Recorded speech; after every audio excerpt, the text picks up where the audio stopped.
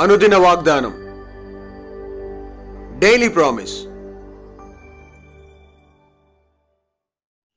దేవుని నామానికి మహిమ కలుగును గాక. మన ప్రభువును ప్రియరక్షకుడైన యేసుక్రీస్తు వారి శుభనామములో మీకు నా హృదయపూర్వక వందనాలు తెలియజేస్తున్నాను. ఈ దినం దేవుని వాగ్దానం, కృప పొందితివి. లూకాసు వార్త 1:30. భయపడకము, దేవుని వల్ల నువ్వు కృప పొందితివి. Praise lord. అవును, ఎఫెసీ 2:5-8 వచనాలు చూస్తే, దేవుని కృప చేతనే రక్షింపబడి ఉన్నాము, అది క్రియల వలన కలిగినది కాదు, దేవుని వరమే అనే సంగతిని పౌలు భక్తుడు తెలియజేస్తా ఉన్నాడు. అపొస్తలుల కార్యం 15:11, మనమైనను వారైనను అంటే అన్యజనులైనను ప్రభువైన యేసు కృప చేత రక్షణ పొందుదురు అని పేతురు భక్తుల ద్వారా పరిశుద్ధాత్ముడు పలుకుతా ఉన్నారు. కీర్తన 31:16, నేను కృప చేతనే రక్షణ అన్న విషయం, రక్షణ పొందితిని అన్న విషయం మరి దావీదు భక్తుడు చెప్పగా చెబుతా ఉన్నాడు. తీతుకు రాసిన పత్రిక 2:11 సమస్త మరి మనుషులకు రక్షణకరమైనది దేవుని కృపే. Praise lord. అలాగే కీర్తన 44:26 ఆయన కృపను బట్టి మనకు విమోచన. మరి కీర్తన 51:1 దేవుని కృప చొప్పునే కరుణ పొందుకుంటున్నాం. కీర్తన 94:18 ఆయన కృప మనల్ని బలపరుస్తూ ఉంది. 2 తిమోతి 2:1 క్రీస్తు యేసునందు కృప చేతనే మనము బలవంతులం అవుతా ఉన్నాం. మరి కీర్తన 119:76 మనల్ని ఆదరించేది ఆయన కృపే. 90:14 మనము తృప్తి పరచబడేది ఆయన కృప చొప్పునే. మరి 119:88 159 ఆయన కృప మనల్ని బ్రతికిస్తుంది. అలాగే 119:124 దేవుని కృప చొప్పునే మనకి మేలు కలుగుతుంది. 149 ఆయన తన కృపను బట్టి మన మొర ఆలకిస్తా ఉన్నారు.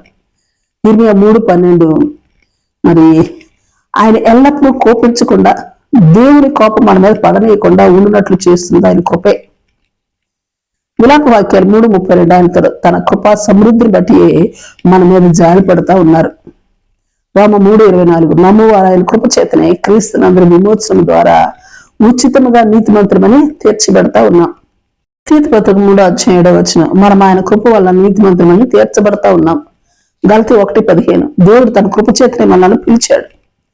హెబ్రీ 13:9 మన హృదయములను దేవుని కృపను బట్టి స్థిరపరచుకున్నట మంచిది. యెషయా 16:5 కృప వల్ల సింహాసనం స్థాపించబడుతుంది, స్థిరపరచబడుతుంది. అపొస్తలుల కార్యం 18:27 మనము విశ్వసించేది ఆయన కృప వల్లనే. 1 కొరింథీ 1:15 ప్రభువుల కొరకు నేను ప్రయాసపడినట్లు చేయనిది నాకు తోడైన దేవుని కృపే. నేనేమై ఉన్నాను, కేవలం అది దేవుని కృప వల్లనే అయి ఉన్నాను. 2 కొరింథీ 2:9 మన బలహీనత అందు దేవుని శక్తి పరిపూర్ణమయ్యేది ఆయన కృప వలననే. 10 మనం ఎప్పుడు బలహీనమో అప్పుడే బలవంతులుగా మార్చబడేది ఆయన కృప వలననే. అందుకే పౌలు వలె, దేవా నీ కృప నాకు చాలును, నీ కృప మాకు చాలును అని ధైర్యంగా చెప్పగలవారమై ఉందుముగాక. ఆమేన్.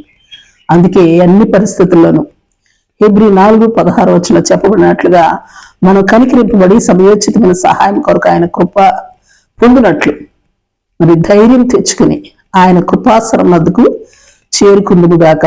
ఆమేన్. Praise lord. ప్రార్థన చేసుకుందాం.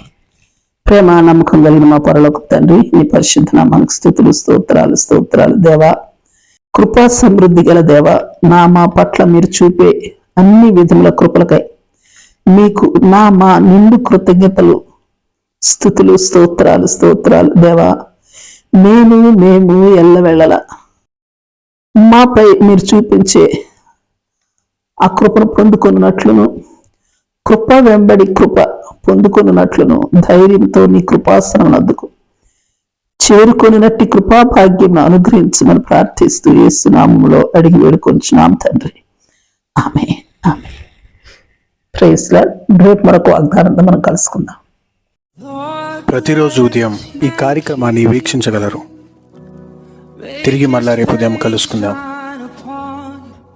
దేవుడు మిమ్మల్ని దీవించును గాక.